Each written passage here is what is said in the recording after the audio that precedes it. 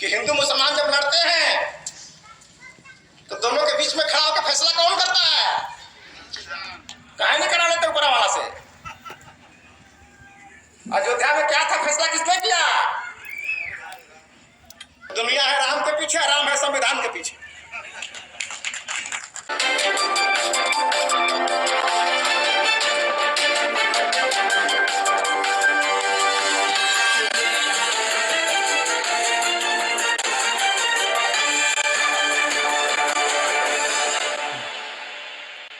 पड़ता है हमारे जयप्रकाश सिंह थे। ताला के पीछे फिलॉसफी क्या है? ताला क्यों लगाया जाता है? चोरी से बचने के लिए। ये पूरा गांव है ना, ये पूरा गांव है। अब ये पूरा गांव ईमानदारों आया हो कि चोरों का गांव है? कहिए तो आप गोली मार देंगे। अगर कहा दे तो गोली लोग मार देंगे अभी, ठीक है? तो अगर एक घर में ताला लगा तो किसके डर से? अपने पड़ोसी के घर से, कि हम तो अकेले ईमानदार इस गांव में रहते हैं, कौना में पड़ोसिया मेरा चोर है, पता नहीं कुछ चुरा लेगा। तो इसने लगाया ताला पड़ोसी के डर से, और पड़ोसी ने ताला किसके डर से लगाया? इसके डर से, बगल वाले के डर से। अब उसने लगाया उसके डर से। यानी सब ईमानदारों का गांव है। यानी जो ताला लगा रहे हैं वो ईमानदार है, जो नहीं लगा रहे उसको छोड़ दे, है कि नहीं है? इसका मतलब ये हुआ कि हर इंसान चोर है, लेकिन अपने को चोर मानने के लिए कोई तैयार नहीं है। इसी को भगवान बुद्ध ने कहा, उस अपरिश को बुद्ध ने कहा कि मैं किसको ढूंढने जा रहा हूं? सारी कमी तेरे अंदर है। अगर मैं अपनी बहन का सम्मान करता हूं, अगर मेरा बेटा बहनों का सम्मान करता है, और हर घर का पड़ोसी, हर घर का लड़का अपनी बहनों का सम्मान करेगा, तो फिर बलात्कार जैसी कोई घटना होने की संभावना है? तो जब बलात्कार नहीं होंगे, चोरी नहीं होंगे, तो बेरोजगारी छा जाएगी। कैसी बेरोजगारी? थाना पुलिस सब बेकार हो जाएंगे, नहीं हो जाएंगे। इसीलिए भगवान बुद्ध का, यानी लाख रोगों की एक दवाई, लाख रोगों की। जैसे बाबा साहब ने भी भगवान बुद्ध को अपनाया, राजा अशोक ने भी अपनाया, राहुल शंकराचार्य ने भी अपनाया, सुनीत भंगी ने भी अपनाया, आम्रपाली ने भी अपनाया, राहुल शंकराचार्य ने भी अपनाया। तो सारे लोगों ने अपनाया भगवान बुद्ध के धर्म को ही।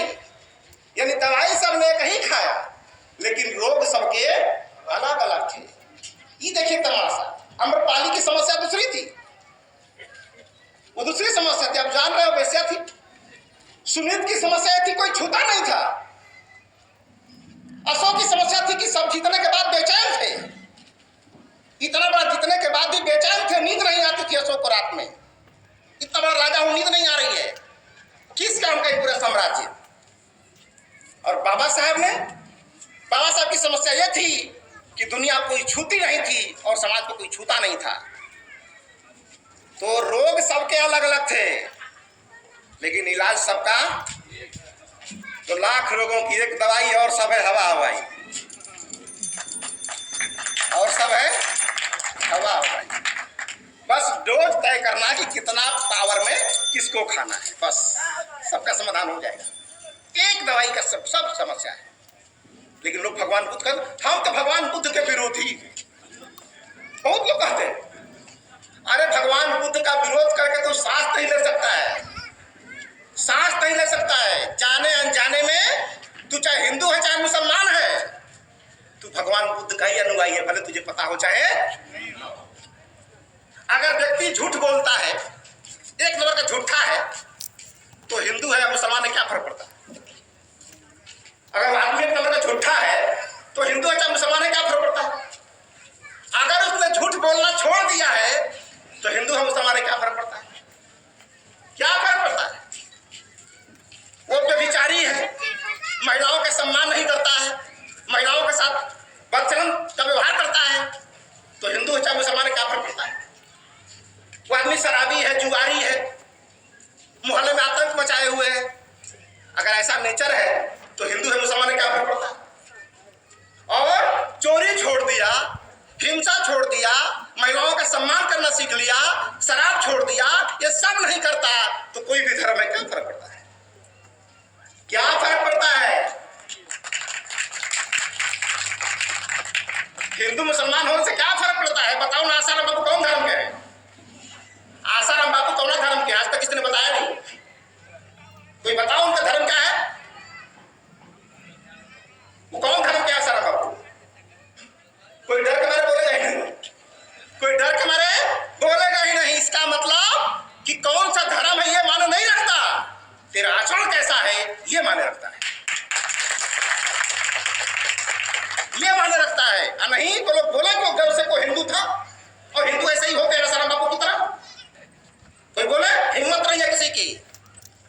इसीलिए जो भारत का संविधान है वो किसी के चरण की पूजा नहीं करता। तुम्हारे चरण के लाखों पुजारी होंगे, वो 2 कौड़ी की बात है। अगर तेरा आचरण ठीक नहीं है तो तेरा जगह आश्रम में नहीं, जेल में होगा, जेल में होगा। और ये कब संभव हुआ? जब भारत का संविधान है तब संभव हुआ। जब भारत का संविधान है तब संभव हुआ। नहीं तो संविधान नहीं था तो अहिल्या का बलात्कार करने के बाद भी इंद्र क्या बन गए? भगवान। लोग आज भी कहते हैं इंद्र भगवान, वो भी देवता कर राजा, मन एकदम सिंपल, गोडाउन नहीं, गोडाउन का सिंपल, राजाओं का राजा, राजाओं का राजा। जब इंद्र के बलात्कार, जब अहिल्या के बलात्कारी भगवान हो सकते हैं तो उसके उत्पाद, उसके प्रोडक्शन आसाराम बाबू ही हो सकते हैं, और दूसरा नहीं, और दूसरा हो नहीं सकता है। बस अंत में यही कहना चाहूंगा कि आपका धर्म क्या है वो 2 कौड़ी की बात है। आप किस देश के हैं ये 2 कौड़ी की बात है। आप किस जात के हैं ये 2 कौड़ी की बात है। लेकिन आपका आचरण कैसा है यही करोड़ों की बात है, अनगिनत है यार, करोड़ों की बात है। इसलिए भगवान बुद्ध ने सीधा क्या कहा? सिर्फ आचरण, सिर्फ आचरण, अंत में भी आचरण और आखिर में आचरण और मध्य में आचरण। अगर ये तीनों ठीक है तो दुनिया की ताकत तो ये आसाराम बापू के बगल में नहीं बैठा सकती, नहीं बैठा सकती। इसलिए समझिएगा। और आज उस ऐतिहासिक पर्सन और पर्सनालिटी को पैदा करने के लिए जो आज हमारे राजेंद्र प्रसाद जी ने शुरू किया है, बुद्ध विहार, यानी बिहार आप फिर से बुद्ध बनने की परंपरा में चल दिया है, चल दिया है। उस लोक कल्याणकारी संस्कृति की बुनियाद रखी है। और औरंगाबाद के लोगों को बधाई देता हूं, आप लोगों को। और ये गांव, इस गांव की किस्मत है, इस गांव की किस्मत है कि इस क्षेत्र में सबसे पहले बुद्ध विहार एकौना में हुआ। आज पता नहीं चलेगा इस गांव के लोगों को, आज नहीं पता चलेगा। आज हम किसका नाम ले, नालंदा का। जब नालंदा बन रहा होगा तो लोगों को पता भी नहीं होगा कि क्या बन रहा है।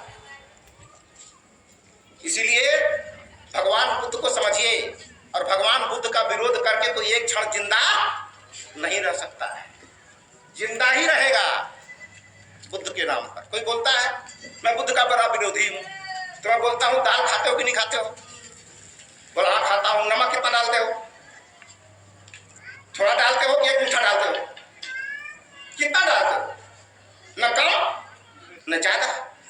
तो क्या हुआ? मध्यम मार्ग। अब बुद्ध का विरोधी उसे मानूंगा कि 1 मुट्ठा डाल के खाए रोज, तो हम कट्टर विरोधी तो नहीं मानेंगे। नहीं मतलब 1 मुट्ठा डाल, क्या थोड़ा सा डाल रहा है? यानी जाने अनजाने में ही तो बुद्ध को मान रहा है, लेकिन बिना माने वो जिंदा नहीं रह सकता। क्योंकि बुद्ध कोई व्यक्ति नहीं है, और दवा का कोई धर्म नहीं होता है, दवा कोई मजहब नहीं होता है। पेट दर्द हो रहा है, पेट दर्द हो रहा है तो दवाई खरीदने कहाँ जाते हैं? दवाइयाँ पूछती है कि तू हिंदू है कि मुसलमान है? किसके पेट में घुसूंगा? कि अंदरवा पेटवा में जाके सर्च करती कि हिंदू का पेट है कि मुसलमान का पेट है। दवाइयाँ पूछती है कि तू हिंदू का पेट है कि मुसलमान का पेट है? उसको हिंदू मुसलमान से कोई मतलब नहीं। उस दवा का मतलब सिर्फ दर्द से, उस दवा का मतलब सिर्फ दर्द से है। वो हिंदू के पेट में हो चाहे मुसलमान के पेट में हो, वो दर्द ठीक होगा ही अगर दवा है तो। नहीं है तो दवा का कोई मजहब नहीं होता। तो भगवान बुद्ध की शिक्षाओं का कोई मजहब नहीं है। भगवान बुद्ध की शिक्षाओं में कोई मजहब नहीं है। बहुत सारे करोड़ लोग हैं जो बौद्ध धर्म में नहीं है लेकिन बुद्ध के कट्टर अनुयायी हैं। बहुत सारे ऐसे लोग जो बुद्ध के धर्म में हैं लेकिन एक अक्षर बुद्ध के बारे में जानते हैं। क्या मतलब है भैया? ये कोई ऐसी नाव नहीं कि अगरबत्ती हिला के पार कर सकते हो। नाव चलाना ही पड़ेगा। तो बुद्ध का अनुयायी रहेगा तब भी, और नहीं रहेगा।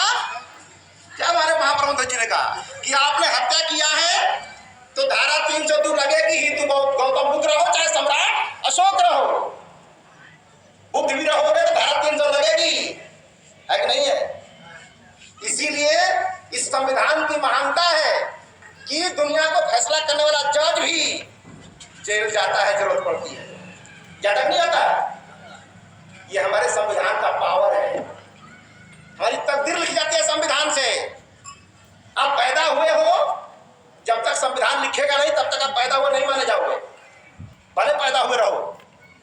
एग्जाम्पल लेना है, अपने बच्चे का एडमिशन लेने जाइए आप किसी स्कूल में, बोलेगा सर इसका एडमिशन ले लीजिए, बोले इसका जन्म प्रमाण पत्र कहाँ है, तो बोलेगा ये पैदा हुआ तब ना है कि प्रमाण पत्र क्या जरूरत है, ये पैदा हुआ है तभी तो आया है, अब प्रमाण की क्या जरूरत है। बोला हम पैदा मानेंगे नहीं,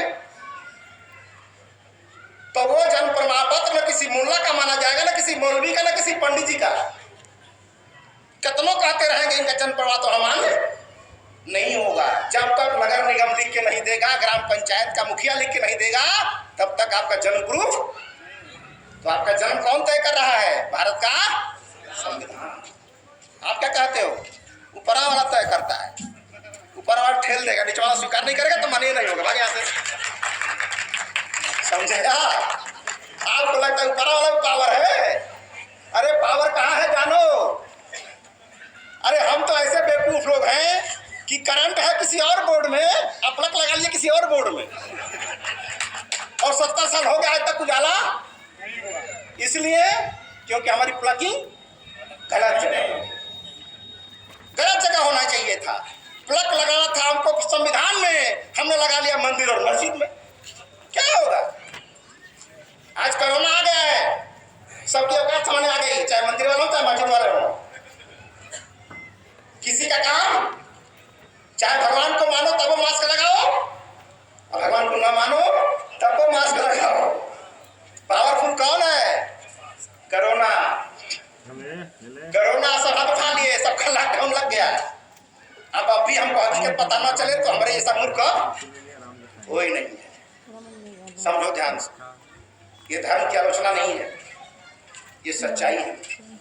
और इसको जितना जल्दी स्वीकार करोगे, मोबाइल, एक मस्जिद में हिंदू नहीं घुस सकता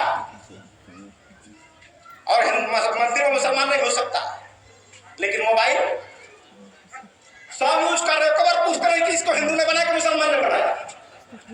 कहता कोई मोटरसाइकिल कोई नहीं पूछता कि मुसलमान ने बनाया कि हिंदू ने बनाया, मोटरसाइकिल कौन बनाया पता नहीं।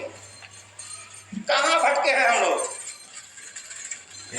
ये प्रकृति का जो नियम है वो नेचर ऑफ लॉ है, और लॉ ऑफ नेचर ये नहीं जानता कि तुम कौन जाति, कौन बिरादरी, किसी धर्म के हो।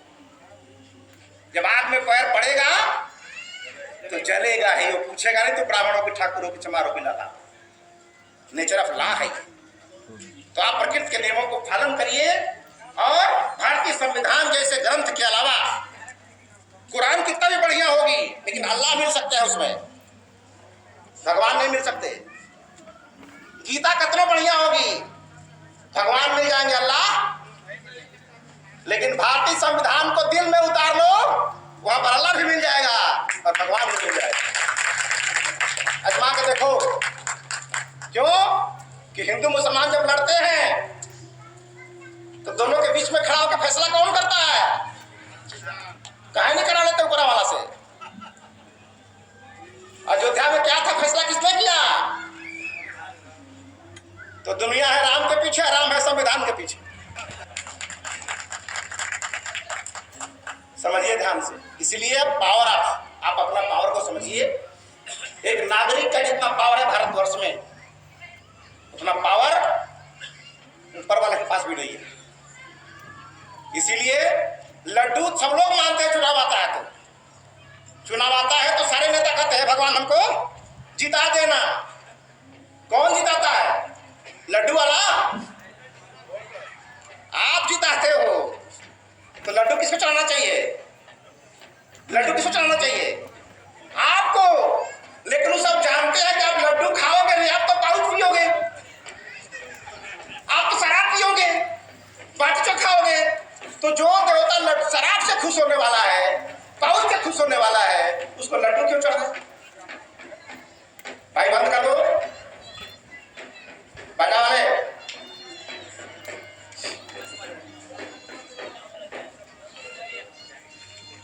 बंद कर दीजिए। बहुत अच्छा लग रहा है, लगता है लक्ष्मीकांत पहलवाल के घर के हैं। तो बहुत ज्यादा नहीं कहूंगा, समय बहुत ज्यादा हो रहा है। और जितनी बातें मैंने कही है, अगर इसमें एक लाइन भी बात समझ में आ गई हो आपको, और आपने उसको जीवन में उतार लिया, तो मैं समझूंगा मेरे 1 घंटे कामयाब हो गए। 1 घंटे कामयाब हो गए जीवन के। ताज़ा खबरों के लिए जुड़े रहे शार्प 24 न्यूज़ के साथ। खुशी कुशवाहा, जनता की आवाज़ सच के साथ।